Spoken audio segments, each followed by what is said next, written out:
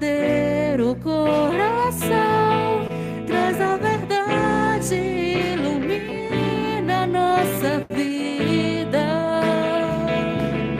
Tua palavra é como fogo que faz arder o coração, traz a verdade, ilumina a nossa vida.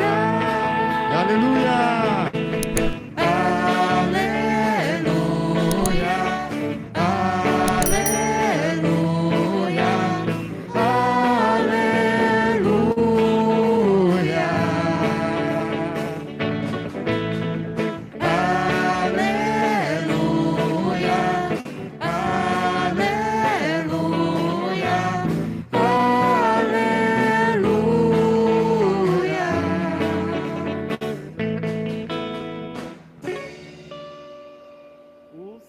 Esteja convosco.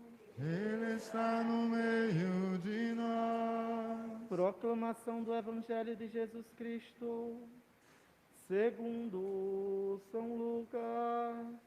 Glória a vós, Senhor.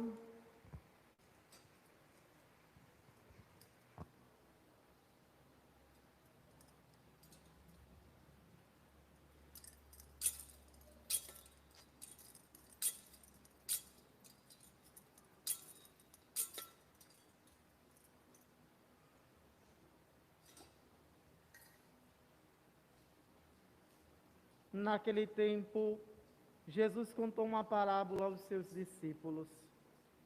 Pode um cego guiar outro cego? Não cairão os dois num buraco? Um discípulo não é maior que o mestre. Todo discípulo bem formado será como o mestre.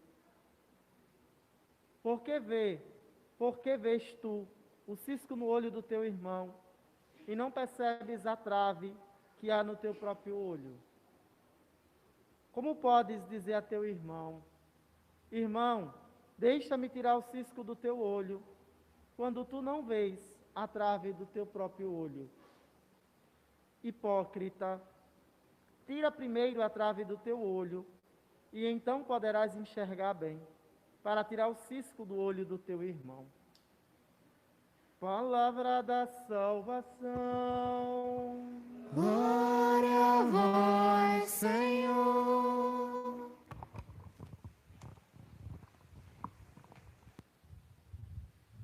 Que pelas palavras do Santo Evangelho sejam perdoados nossos pecados. Ave Maria, cheia de graça, o Senhor é convosco. Bendita sois vós entre as mulheres, e bendito é o fruto do vosso ventre, Jesus. Santa Maria, Mãe de Deus, rogai por nós, pecadores, agora e na hora de nossa morte. Amém. Caríssimos irmãos e irmãs, aqui presentes pelas redes sociais que acompanham esta Santa Missa, caríssimo Padre Adriano, irmão no sacerdócio. Impressionante como o tempo voa, né? Quantos anos de ordenação já? É impressionante. Um dia desses estávamos no seminário e hoje está aí já um padre maduro, já calejado das lutas. É impressionante e é belo ver isso. É belo ver as obras de Deus acontecendo, as coisas que se transformam pela graça de Deus que nos conduz. Somos sempre conduzidos por essa graça e a cada dia estamos amadurecendo e aprendendo um pouco mais. Deus abençoe e faça seu ministério cada dia mais fecundo. Fecundo e feliz. Eu acho que essas são duas coisas que não podem faltar. A felicidade e a fecundidade de tudo aquilo que nós fazemos. Para essa noite, né, essa preparação para a festa de Nossa Senhora de Montserrat, foi tirado esse trecho do Evangelho que nos fala dessa relação do mestre e do discípulo, né?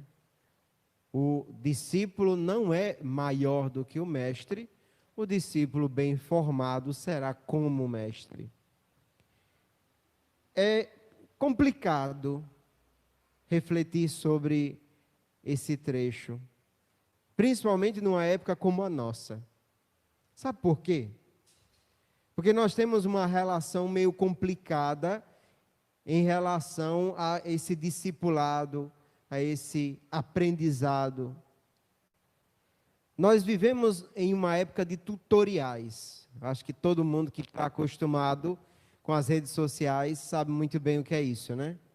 Para qualquer coisa, você encontra um tutorial. E se você aprender qualquer coisa, você já quer gravar um tutorial, ensinando outras pessoas. Nós estamos nessa nossa época veloz, essa época do conhecimento rápido, do conhecimento fácil. Nós temos uma sede de sermos mestres dos outros. Nós queremos colocar a nossa pessoa na atitude de quem ensina. Nós gostamos, eu acho engraçado, que às vezes até as crianças, né? Até as crianças, hoje em dia, brincam de fazer tutoriais. Hoje nós vamos aprender a fazer esse brinquedo. Hoje nós vamos aprender a fazer essa salada. Hoje nós vamos aprender a pintar a unha. Hoje nós vamos aprender. É uma necessidade de ensinar. Nós rapidamente queremos absorver para nos tornarmos mestres. Nós queremos ensinar. É uma época que todo mundo quer dizer alguma coisa. Todo mundo quer ensinar alguma coisa. Todo mundo quer se colocar numa postura de quem orienta a vida do outro, porque eu sei o que é melhor para você. Siga os meus passos, ouça a minha voz. 10 passos para mudar a sua vida, 5 passos para levantar a sua empresa, 3 passos para transformar seu casamento. Todo mundo quer ensinar alguma coisa. E essa relação de aprendizado, essa relação de mestre e discípulo mudou. Porque na época de Jesus, na época que o evangelho é construído, essa relação de mestre e discípulo é muito mais lenta. Para que você se tornasse discípulo, era necessário uma atitude de abertura, de humildade gigantesca. Você precisava se esvaziar das suas convicções, das suas falsas convicções, para que você se colocasse aos pés do mestre. E ali, lentamente, você fosse educado. É assim que acontecia. A pessoa se tornava discípulo no momento que deixava para trás as suas falsas convicções e encontrava lugar atento aos pés do mestre. O lugar do discípulo é aos pés do mestre. A virtude do discípulo é a escuta. O tempo não importa, porque o aprendizado é lento. Você leva uma vida para se tornar mestre. Você leva uma vida para se tornar professor. Você leva uma vida para ensinar aos outros. Porque a experiência leva tempo, não se improvisa. Você leva anos para amadurecer. A pessoa que você é hoje, no alto dos seus 40, 50, 60 anos, a cabeça que você tem hoje, a maturidade que você tem hoje, você adquiriu muito lentamente, não é verdade? Quem dera nós tivéssemos a cabeça que nós temos hoje, há 30 anos atrás. Nós teríamos feito muito mais da nossa vida, não é verdade? Teríamos acertado mais, errado menos. O problema é que quando nós temos a melhor cabeça, nós não temos mais o melhor corpo, né? Aí já começa a doer tudo, a gente não tem mais energia para nada. Já pensa seriamente em se tornar sócio da farmácia, é comprar remédio para dor para tudo. Mas a gente tem a melhor cabeça. A melhor cabeça. A melhor maturidade. Os melhores ensinamentos, a melhor experiência. Isso levou uma vida para ser construída. Então, a experiência do mestre e do discípulo não tem nada a ver com esse conhecimento instantâneo, esse conhecimento a jato, que hoje as pessoas, de certo modo, propagam. Você aprendeu 2 coisas, daqui a pouco você está querendo já ensinar 20. Enquanto na experiência do mestre, do discípulo, você aprende 20, para quem sabe um dia ensinar 2. É uma dinâmica bem diferente. Então, Jesus, ele nos convida a sermos esses discípulos bem formados, que seguem o caminho do mestre. E para que isso aconteça, nós nos colocamos na atitude da escuta. Será que nós temos cultivado isso na nossa vida? Será que nós somos pessoas que ouvem mais do que falam? Porque nós somos ótimos faladores. Nós já sabemos disso, né? Nós temos uma necessidade absurda de falar. Mas ouvir, nós não somos muito habilidosos. Já parou para pensar como muitas vezes, quando nós nos encontramos, até mesmo na igreja, né? Eu fico pensando como foi bom a gente se reencontrar, né? Depois de tantos meses longe da paróquia, longe das celebrações. Aí a gente se encontra depois de 4, 5 meses, 6 meses sem se ver. Aí quando chega, 2 pessoas de comunidade vão conversar. E cada uma começa a querer resumir tudo que passou nesses últimos 6 meses. Olha, foi difícil, e eu tive dor de cabeça, e eu tive ansiedade, eu comi demais, engordei 6 quilos. Aí a gente começa a falar da gente, começa a falar. Só que às vezes a gente não dá oportunidade de escutar o outro. Nós falamos tanto de nós mesmos, que nem respiramos, nem damos ao outro a chance de falar. Encontramos as pessoas e estamos sempre falando de nós, do nosso trabalho, da nossa família, do nosso cachorro, do nosso vizinho, nós estamos sempre falando. Nós não cultivamos o hábito da escuta. Escutar de verdade o que o outro está dizendo. Escutar, prestar atenção. Abrir o coração e dar espaço àquilo que o outro diz. E se nós temos essa dificuldade imensa nas nossas relações, quantas vezes os pais não escutam os filhos não escutam os pais? Quando foi a última vez que o marido escutou a esposa escutou o marido? Porque às vezes a esposa chega em casa, quer conversar com o marido, e então o que acontece? Ela começa a falar das coisas do dia, ela começa a falar, mas não escuta o que o marido tem a dizer, e vice-versa. Nós não escutamos os filhos, não escutamos os amigos, nós não somos, em geral, bons ouvintes. É por isso que os padres e os psicólogos têm tanto trabalho, né? Porque, no fundo, todo mundo que busca um padre e um psicólogo, além de todo o aspecto espiritual, quer alguém que escute, né? E padre tem que ser bom ouvinte, né? Tem que ser bom ouvinte. Então, no fundo, nós queremos alguém que nos escute. Porque quando nós, nas nossas relações, nós não temos isso, é sempre alguém falando, nós não ouvimos. Não ouvimos Deus. Já parou para pensar como é a sua oração? Nossa oração geralmente é assim, a gente começa em nome do Pai, do Filho e do Espírito Santo, aí nós começamos, Senhor, preciso disso e mais aquilo. Olha, no meu trabalho está assim, meu marido fez raiva, eu não estou mais aguentando meu patrão, meu vizinho é doido. Aí depois, obrigado, Senhor, pela minha casa, obrigado por isso, obrigado por aquilo. A gente fala o tempo todo. Já parou para pensar? Na nossa oração a gente sempre está falando. Nas nossas orações nós sempre fazemos um monólogo. Nossas orações são monólogos. Nós falamos, mas escutamos pouco. Nós arrastamos para a oração a mesma realidade, a mesma experiência dos nossos relacionamentos. Nós não escutamos. E porque eu não escuto o marido, e porque eu não escuto o filho, e porque eu não escuto o amigo, e porque eu não escuto o irmão, eu não sei escutar a Deus. E sem escutar a Deus, nós nunca seremos discípulos. O discípulo se esvazia para encher o coração e a mente do ensinamento do Mestre.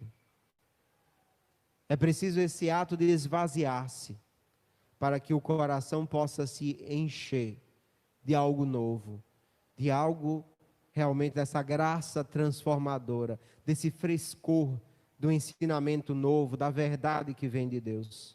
Então é preciso que nós, nessa nossa época tão complicada, possamos reaprender o caminho do discipulado.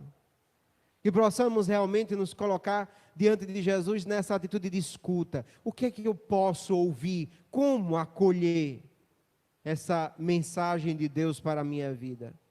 Como eu posso esvaziar o meu coração para que Deus possa encher com a sua graça? Como eu posso esvaziar os meus preconceitos? Como eu posso esvaziar os meus prejuízos? Como eu posso esvaziar as minhas ideias atrapalhadas para que Deus possa encher o meu coração, a minha vida de algo novo? Porque se o armário está cheio, não cabe mais nada. É preciso ter essa coragem de esvaziar para que algo novo entre. A física nos explica que não dá, se o espaço está ocupado, não tem como dois corpos ocuparem o mesmo espaço. Você tem que tirar um para que o outro ele possa entrar. A mesma coisa é o nosso coração, a nossa mente. É preciso esvaziar-se para que a graça de Deus ela possa realmente acontecer. Então, nós precisamos, na escuta desse evangelho de hoje, nós precisamos nos esvaziar dessas falsas pretensões de termos respostas fáceis para tudo, respostas rápidas para tudo. Nós somos os senhores da verdade. É preciso ter humildade. Nós não enxergamos tão bem assim quanto imaginamos.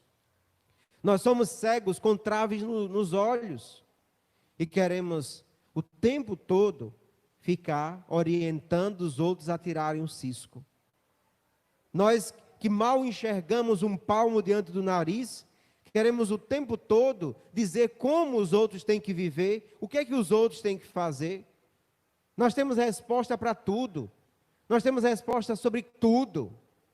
Se perguntarem em uma roda de conversa de amigos, de física quântica, a viagem interespacial, a gente sempre tem uma opinião para dar. O importante é não ficar calado.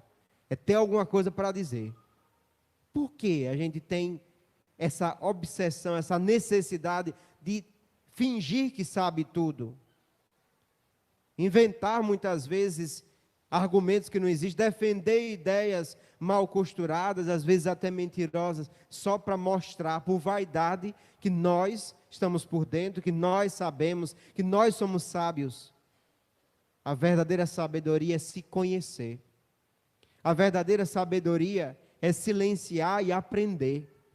A verdadeira sabedoria é ter a capacidade de entender até onde eu posso ir e onde é necessário que o outro vá.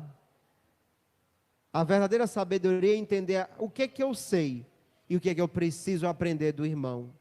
Eu não sei tudo. Eu não sei tudo. É interessante, Padre Adriano, que antigamente, principalmente nas comunidades do interior, o padre era uma referência, né? O padre tinha que saber tudo. Se uma pessoa tinha dor de barriga, vá procurar o Padre Adriano, ele deu um remédio. Se alguém tinha um problema jurídico, vamos lá, falar com o Padre Adriano, ele deve saber de direito. Eu tenho um problema no meu carro, será que o Padre Adriano sabe de mecânica também?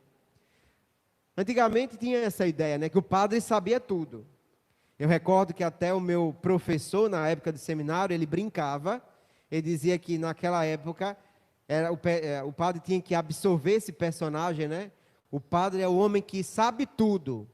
Aí o meu professor dizia, e quando não sabe, inventa. Porque essa é a ideia, né? O padre sabe tudo. O padre sabe tudo. Ninguém sabe tudo. Todos nós somos discípulos. Todos nós estamos aprendendo. Todos nós estamos humildemente aos pés do Senhor. E a cada dia nós aprendemos coisas novas. A cada dia nós reconhecemos essa trave no nosso olho, que nos impede de enxergar tantas coisas. E Jesus vai nos mostrando o caminho, vai nos amadurecendo a cada dia, e isso leva tempo. Então, não sejamos tão vaidosos nesse aspecto. Não sejamos tão rápidos.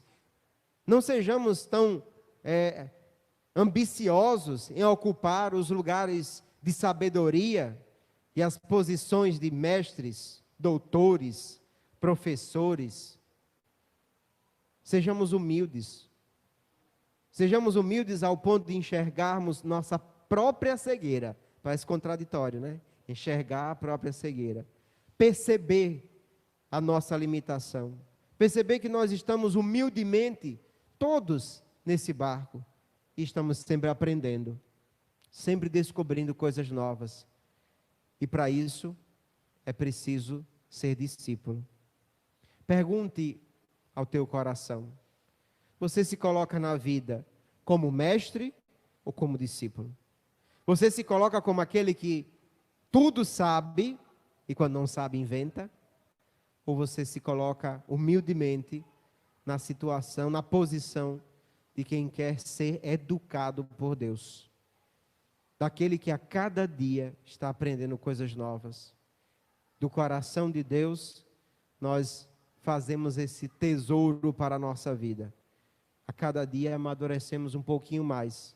A cada dia ficamos um pouquinho menos cegos. E é desse modo que nós vamos amadurecendo. E sabe quando é que nós vamos enxergar plenamente? Quando finalmente essa trave será tirada dos nossos olhos, nós vamos enxergar tudo com clareza? Um dia, quando nós estivermos diante de Deus face a face. Aí, como dizem, né? É a visão beatífica. Aí, nesse dia, nós vamos enxergar Deus. E por isso, vamos enxergar tudo. Mas enquanto esse dia não chega, somos sempre cegos que caminham as apalpadelas nessa vida, tentando encontrar o caminho de Deus, tentando amadurecer a cada dia. Entre tropeços e acertos, nós seguimos adiante, confiando no Senhor, que nunca nos desampara, nos toma pela mão, e Ele sim que é mestre, vai nos conduzindo. Humildemente, nós seguramos em sua mão e seguimos adiante, aprendendo a cada dia um pouquinho mais. Louvado seja nosso Senhor Jesus Cristo. Para sempre seja louvado nossa Mãe Maria Santíssima. Maria, Mãe de Deus, Maria,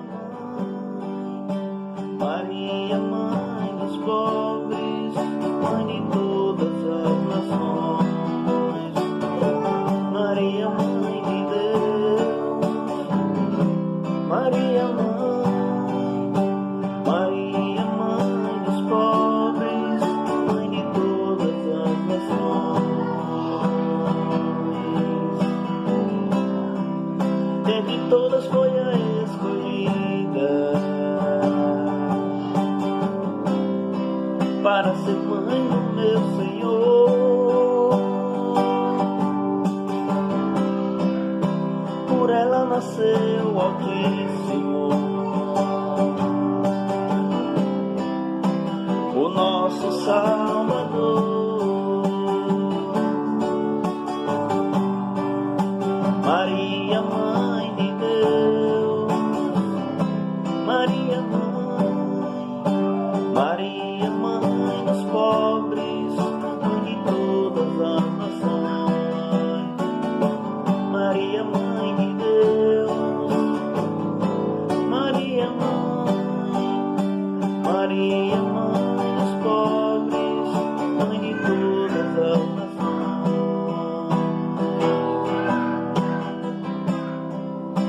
Maria, protetora,